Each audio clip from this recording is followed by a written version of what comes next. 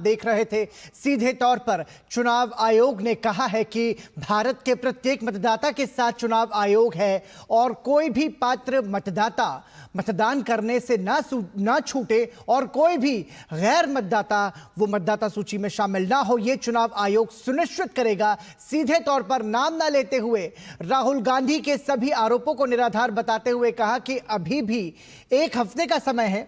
1 हफ्ते की समय सीमा में यदि वो हलफनामा देते हैं तो चुनाव आयोग उस पर काम करेगा, लेकिन यदि वो 1 हफ्ते की समय सीमा में हलफनामा नहीं देते हैं तो उन्हें देश से माफी मांगनी चाहिए और फिर यह समझा जाएगा कि राहुल गांधी के जो तमाम सारे आरोप हैं चुनाव आयोग पर, वो सभी आरोप बेबुनियाद हैं, वो सभी आरोप निराधार हैं।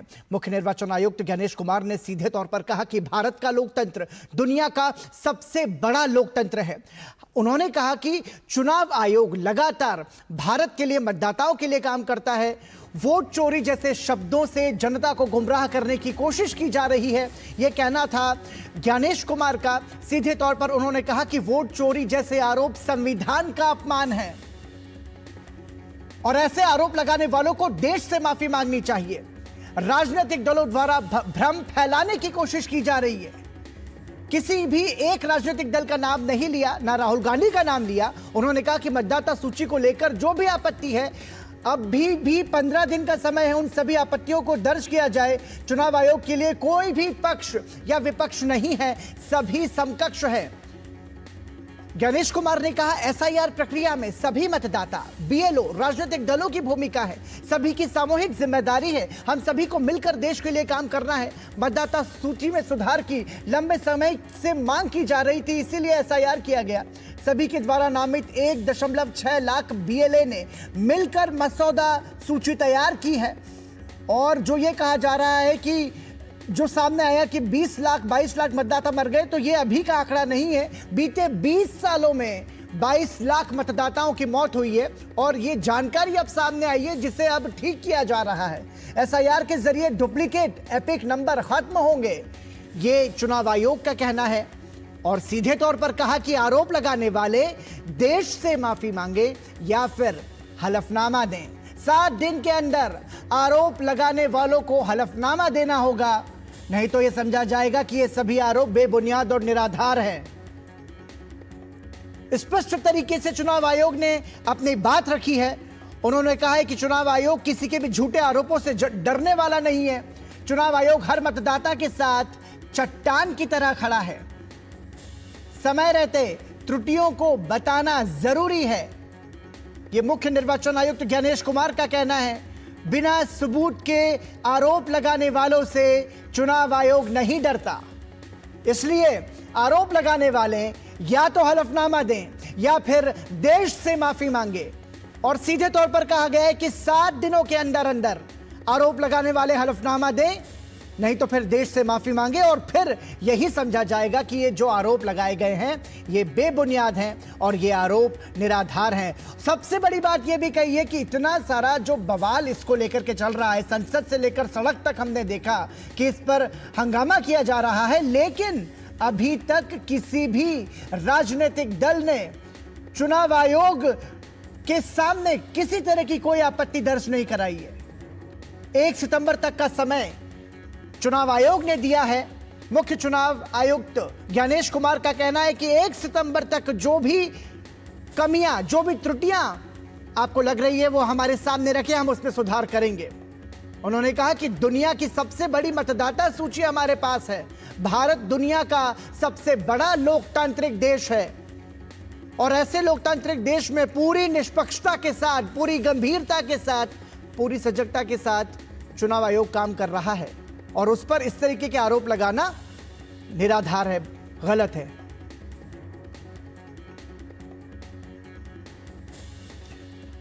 हमारे साथ हमारे खास मेहमान शेखर अय्यर जुड़े हैं।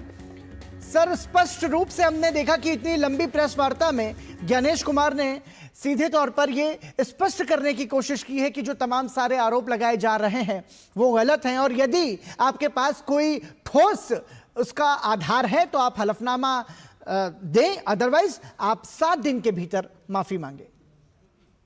बिल्कुल, मैं मानता हूँ आज की जो प्रेस कॉन्फ्रेंस सीईसी ने किया है, बड़ा स्पष्ट तौर पर कानून क्या है, रूल क्या है, वहाँ पे प्रक्रिया क्या है, बिहार में स्पेशल इंटेंसिव रिवीजन क्यों हो रहा है 20 साल के बाद, और क्या क्या रही है, बूथ लेवल पे क्या है, जी। डिस्ट्रिक्ट लेवल पे क्या है, पूरा स्पष्ट रूप से उन्होंने बताया। और साथ साथ में उन्होंने कहा कि क्योंकि अभी ड्राफ्ट रोल्स अभी पब्लिश हुए, इस पे कोई गड़बड़ है, कोई ये तो बता दीजिए।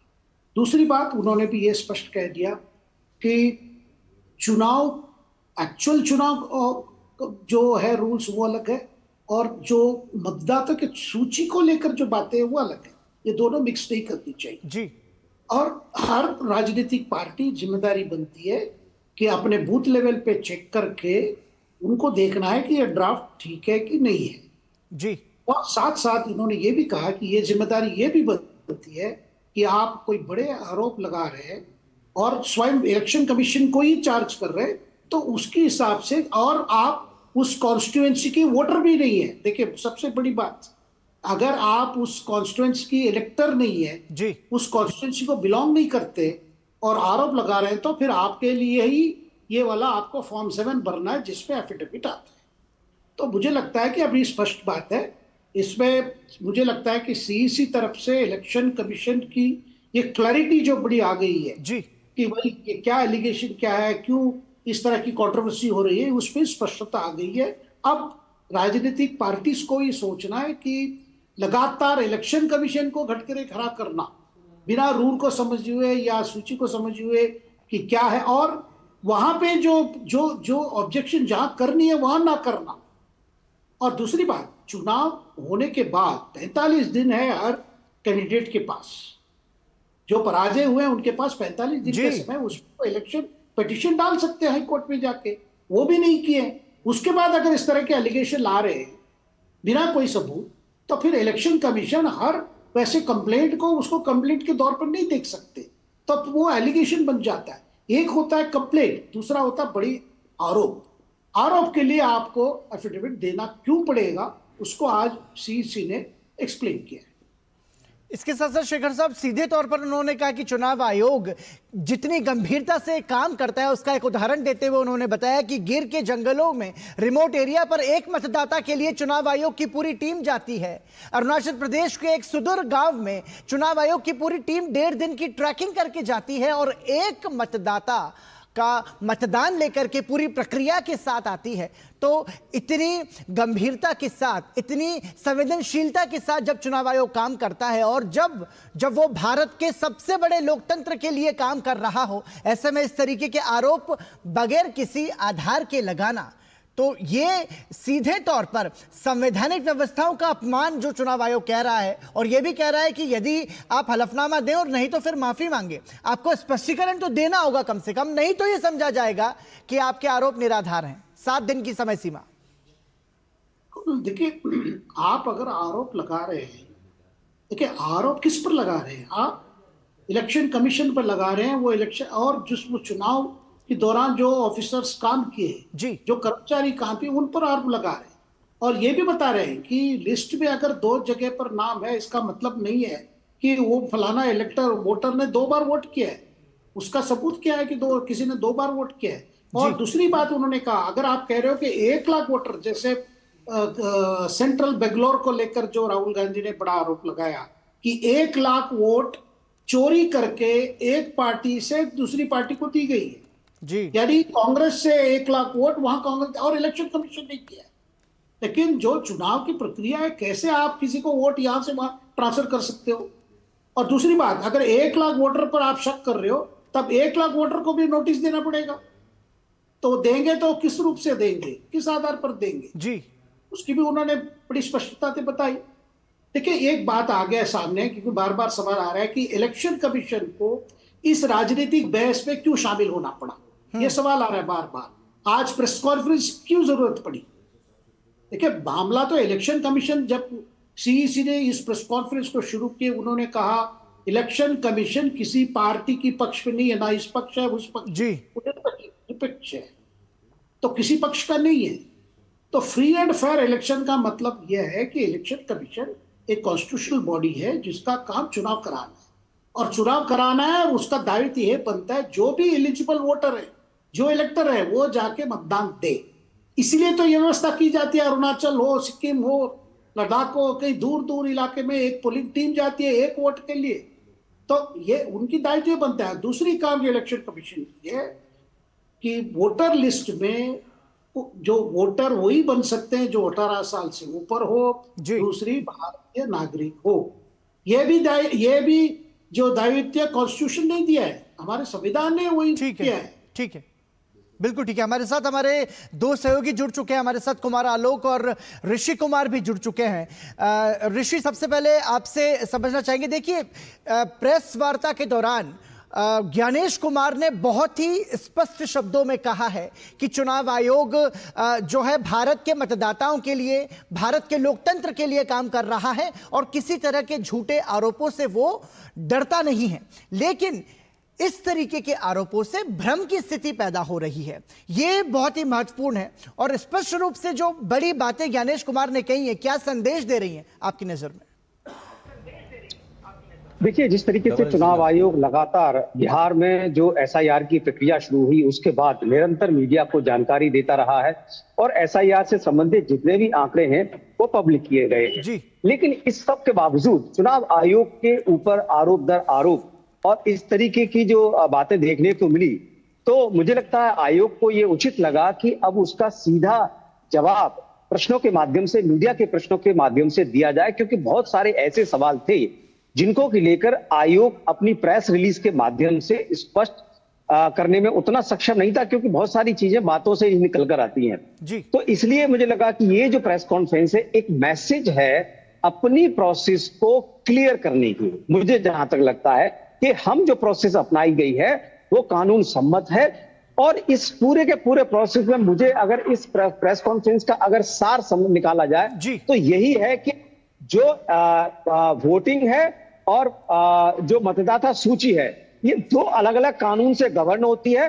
दोनों को मिक्स करके कोई भी भ्रम फैलाना, कोई भी ये आरोप लगाना कि चुनाव में गड़बड़ी हुई है, ये कहीं से भी उचित नहीं है, और ना ही ये साबित किया गया है, और ना ही इसको लेकर अभी तक किसी भी राजनीतिक दल ने अभी तक ये बताया है कि ये संभव हो सकता है। उन्होंने कहा कि अगर किसी व्यक्ति का नाम एक या दो जगह पर, तीन जगह पर है भी, तो वोट सिर्फ एक ही जगह पर डाला जा सकता है। अगर कोई व्यक्ति या कोई राजनीतिक दल किसी भी व्यक्ति के बारे में ये कहता है कि इसमें दो जगह वोट डाले हैं, तो ये एक जुर्म है और इसके खिलाफ कार्रवाई करने का बड़ा प्रावधान चुनाव आयोग के पास है। तो कुल मिलाकर आयोग ने इस बात को रेखांकित किया है कि भ्रम को दूर किया जाए और जो भी प्रक्रिया अपनाई जा रही है कानून सम्मत है, और जितनी भी शिकायत है उसके लिए प्रावधान है पहले से ही, और उन प्रावधानों के तहत जो भी आरोप होंगे, जो भी शिकायतें होंगी, जो भी हलफनामे होंगे, उन पर आयोग कार्रवाई करेगा, लेकिन तय समय के अंदर ही करना होगा।